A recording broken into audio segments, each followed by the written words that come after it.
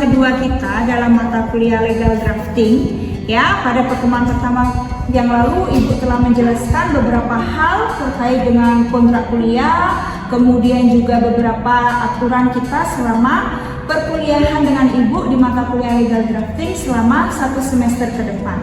Ya, dan untuk selanjutnya pada pertemuan kita yang kedua ini atau pada pertemuan selanjutnya ya, kita masuk pada materi kita ya, yakni di materi yang pertama ini Ibu akan menjelaskan terkait negara hukum dan konsepsi legal drafting ya. Tujuan daripada pembelajaran kita di pertemuan kali ini adalah kita memahami bagaimana negara hukum tersebut, bagaimana kaitannya negara hukum dengan ketatanegaraan kita, dan bagaimana negara hukum ini kaitannya dengan legal drafting atau pembentukan sebuah peraturan perundang-undangan.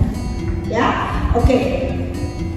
Ibu akan menjelaskan ya pengertian daripada negara hukum ya. Jadi negara hukum.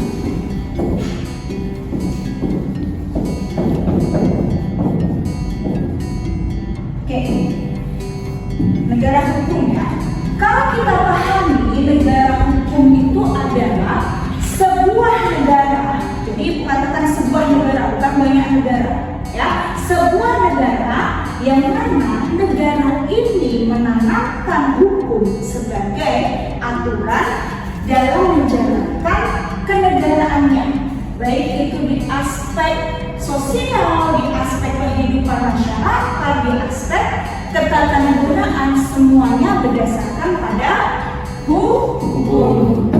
Ini semuanya berdasarkan pada hukum. Ya, secara umum negara hukum memiliki beberapa tujuan yang dibagi menjadi 3. Jadi ada 3 tujuan dalam negara hukum. Yakni yang pertama ada yang namanya kepastian. Kemudian ada namanya keadilan. Dan yang terakhir ada kemanfaatan. Apa maksudnya? Hukum dibentuk untuk mencapai sebuah kepastian. Ya, apa yang terjadi jika tidak ada hukum? Maka tidak ada kepastian. Orang membunuh disengaja dan tidak disengaja tentu berbeda hukumannya kan? Nah, di sini unsur kepastian hukum. Kemudian juga untuk mencapai sebuah keadilan. Apa itu adil? Apa itu adil? Apa Fajar? Sama rata itu adil? Belum tentu juga, ya, belum tentu. Sesuatu yang sama belum tentu adil. Sesuatu yang tidak sama juga belum tentu adil. Kita harus memposisikan posisi kita di saat yang tepat. Yang disebut adil. Kemudian hukum dibentuk untuk mencapai sebuah kemanfaatan. Kalian tinggal di kos-kosan. Ada aturan kos? Ada. Dilarang pulang lebih dari jam berapa? Jam 10 malam. Ya. Apa terjadi kalau lebih dari jam 10 malam? Kita akan ditegur. Ada aturan dibentuk karena ada manfaatnya. Ditakutkan terjadi hal-hal yang tidak kita inginkan. Oke, itu manfaat daripada hukum. Kemudian kita masuk pada unsur negara hukum.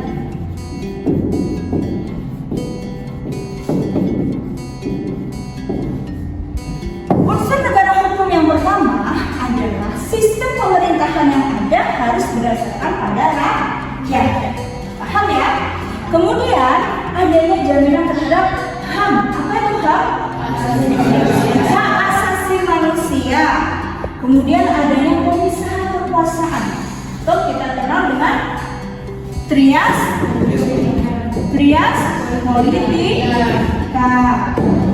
Paham? Dan yang terakhir adanya badan-badan peradilan yang bebas dan mandiri. Ada pengadilan agama, sudah magang kan ya? Sudah. Ada pengadilan negeri. negeri, kemudian di tingkat banding ada pengadilan tinggi agama, pengadilan tinggi negeri, bahkan ada pengadilan namanya pengadilan tata usaha negara, pengadilan militer. Kemudian di tingkat kasasi kita kenal namanya Mahkamah Agung dan Mahkamah Konstitusi. Kalau kita kenal Mahkamah Konstitusi adalah sebuah lembaga independen yang hanya ada di tingkat kasasi. Jadi dia mempunyai sifat yang final dan banding. Jadi hanya ada satu di kasasi. Ya, oke, paham? Paham? Paham penjelasan singkat itu terkait dengan negara hukum? Paham. Oke, kalau kalian paham maka ibu akan memberikan pertanyaan kepada kalian. Sekarang coba jelaskan kepada ibu apa yang dimaksud dengan negara hukum. Oke, please raise your hand. Wah, ternyata paham semuanya ya. Oke, baik. Ibu akan memilih salah satu dari kalian. Coba silakan kalian jelaskan kepada ibu. Sebelumnya izin menjawab, negara hukum adalah negara di mana struktural dan juga pemerintahan yang ada di sana itu diatur oleh hukum. Jika ada pelanggaran yang terjadi antara pemerintah dan rakyat, itu akan mendapatkan pelanggaran pada porsinya masing-masing. Oke. Apakah benar jawaban dari Pak Fajar? Benar. Terus dan Fajar? Terima kasih Fajar. Nah, sekarang kita lanjutkan dengan mata kuliah kita, yakni legal drafting. Kalau kita sudah mengetahui, kita sudah sangat jelas memahami terkait dengan negara hukum, maka kita akan tahu konsekuensi apa yang terjadi jika negara kita, negara Indonesia menyatakan sebuah negara hukum. Apa konsekuensi yang ada? Kita membutuhkan sebuah hukum. Kita menyatakan negara kita negara hukum, tapi kita tidak memiliki aturan yang mengaturnya. Apakah bisa? Tidak. Maka kita membutuhkan sebuah hukum. Ada aturan lalu lintas, ya kan? Dilarang atau harus membawa SIM, harus memakai helm, ya. Atau kita jika ada lampu merah kita harus stop. Betul? Betul. Kalau tidak ada aturan yang mengatur lampu merah harus stop, apa yang terjadi? Kecelakaan, tabrakan. Maka konsekuensinya kita menyatakan negara kita negara hukum, segala unsur, segala elemen harus diatur oleh hukum, maka kita membutuhkan sebuah hukum itu sendiri. Ya, lalu bagaimana cara membentuk sebuah hukum ini? Ini benang merah dengan mata kuliah kita, yakni legal drafting.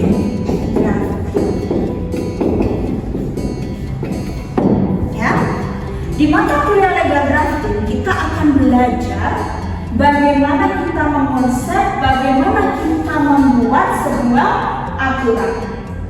Ya, karena legal itu kan artinya hukum itu sendiri, sedangkan drafting itu artinya konsep. Ya, drafting artinya konsep atau perencanaan. Nah, sebelum menjadi sebuah aturan yang utuh, kalian anak hukum tata negara tentu tidak asing dengan beberapa aturan. Ya kan, ada undang-undang, ada peraturan daerah, ada peraturan presiden, peraturan pemerintah. Itu tidak dibuat secara cepat, secara tidak, ya.